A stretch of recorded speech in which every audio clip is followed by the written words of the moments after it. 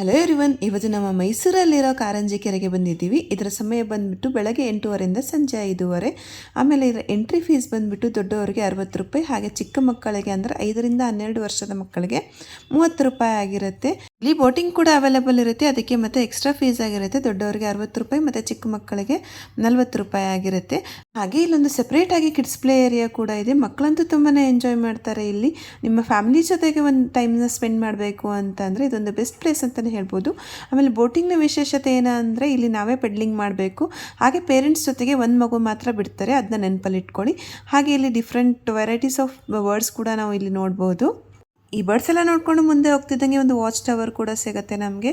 ಇದಲ್ಲದೆ ಇಲ್ಲಿ butterfly garden ಕೂಡ ಇದೆ. ನೀವು ಏನಾದರೂ ಮೈಸೂರಲ್ಲಿ ನಿಮ್ಮ ಫ್ಯಾಮಿಲಿ ಜೊತೆಗೆ ಸ್ಪೆಂಡ್ ಮಾಡಬೇಕು ಅಂತಿದ್ರೆ ಇದೊಂದು ಬೆಸ್ಟ್ ಪ್ಲೇಸ್ ಅಂತಲೇ ಹೇಳ್ಬೋದು. ಮಕ್ಕಳು ಇಷ್ಟಪಡ್ತಾರೆ, ಹಾಗೆ ದೊಡ್ಡವರು ಇಷ್ಟಪಡ್ತಾರೆ.